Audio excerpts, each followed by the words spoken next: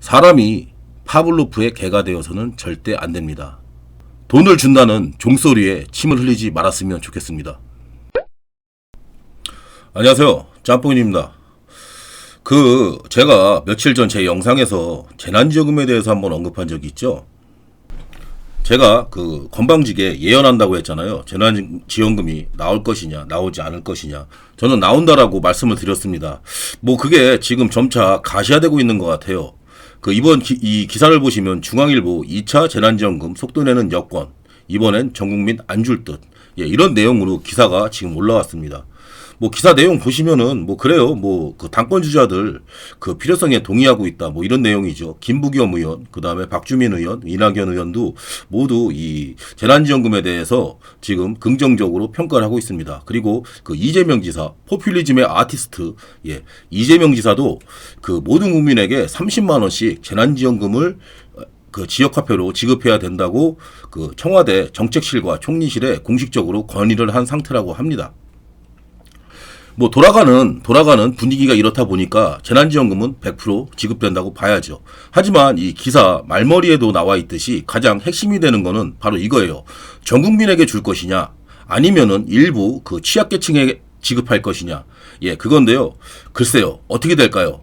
저는 이 부분에 대해서 지금부터는 저의 뇌피셜로 한번 설명을 한번 해드려 보겠습니다.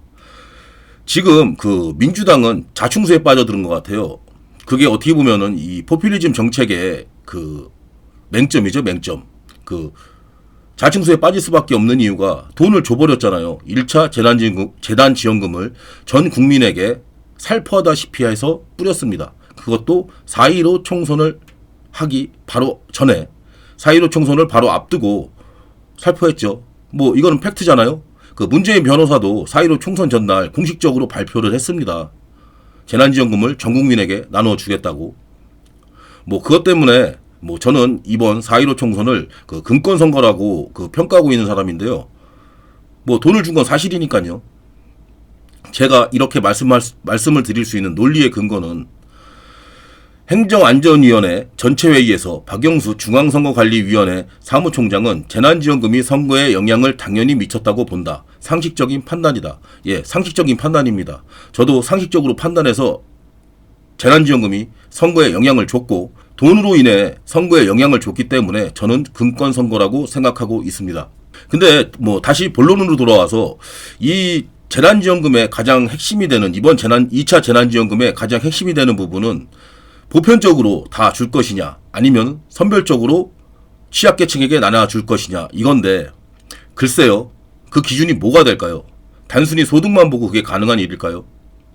생각을 해보세요. 지금 이 코로나 사태로 모든 경제가 얼어붙었습니다. 하지만 이 와중에서도 분명히 흥하고 있는 분야도 있습니다. 예를 들어 택배라든지, 그리고 오토바이 라이더들 딜리버리라고 그러죠. 딜리버리 서비스. 이런 데는 굉장히 호황을 맞고 있어요. 반대로 항공사라든지 여행사 이런 데는 100% 직격탄을 맞고 있죠. 그러면은 도대체 어떤 기준을 가지고선 이 사람들이 선별을 해낼까요?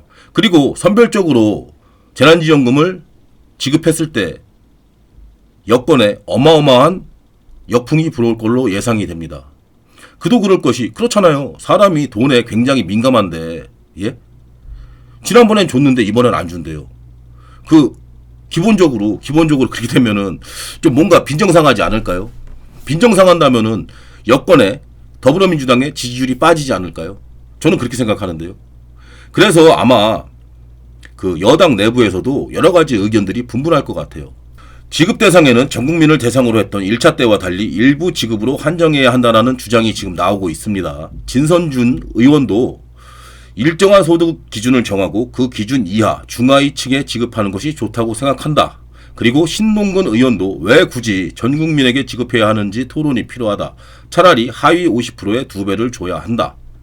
지금 인양만들 얘기하고 있는 거 보면은 저기 우파 사람들 옛날에 자유한국당이라든지 지금의 미래통합당 그쪽에 계신 분들이 할 법한 얘기들을 지금 더불어민주당 의원들이 하고 있어요.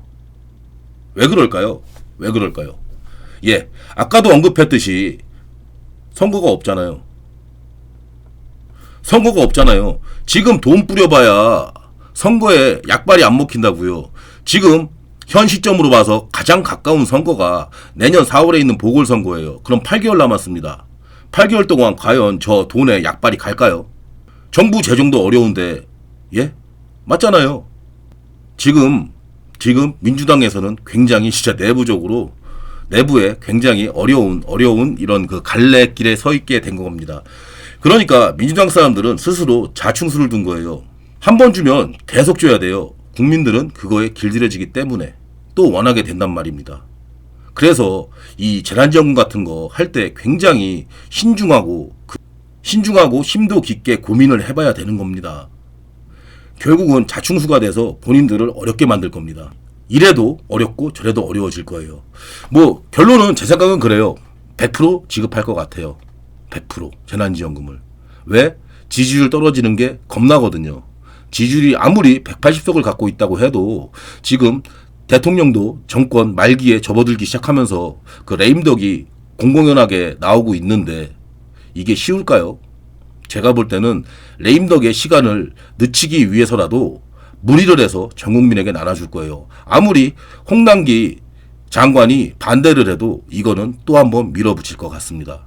뭐 재난지원금 나오니까 다들 필요한데 잘 쓰세요. 제가 볼 때는 나오고, 그리고 참 이게 재난지원금 하니까 이 돈이 참 그게 재밌는 게 그래요. 문재인 변호사가 재난지원금을 기부를 하자고 그렇게 많이 국민들을 독려를 했죠. 문재인 변호사가 41%로 대통령 됐죠. 항상 또 그런 얘기를 많이 합니다. 이 41%는 콘크리트 지지층, 40%대는 이 문 변호사의 콘크리트 지지층이라고 하는데 기부율이 0.2%밖에 안 돼요. 결국은 돈 앞에서는 문바들도, 진성 문바들도 어쩔 수 없나 봅니다. 아니, 정말 진성 문바라면은 자기네들이 그렇게 좋아하는 변호사가 기부 좀 하려는데 어떻게 0.2%가 나올 수가 있습니까? 20%는 나와야지. 아유, 이게 이 사람들의 바로 내로남불의 실체입니다. 이 좌파들, 문바들, 이 사람들의 실체라고요. 뭐 이번에 2차 재난지원금 나와봐야 아무도 기부하지 않겠죠. 어차피 이 사람들이 잡고 있는 한 경제는 포기하는 게 좋을 듯 싶습니다. 그냥 하루빨리 대통령이 바뀌기를 바랄 뿐입니다. 오늘의 결론을 말씀드리겠습니다. 사람이 파블로프의 개가 되어서는 절대 안 됩니다. 돈을 준다는 종소리에 침을 흘리지 말았으면 좋겠습니다. 오늘도 두서없는 영상 끝까지 시청해주신 저희 구독자 여러분 감사드리고요. 제 영상을 처음 보시는 분이 있다면 구독과 좋아요 부탁드립니다. 감사합니다.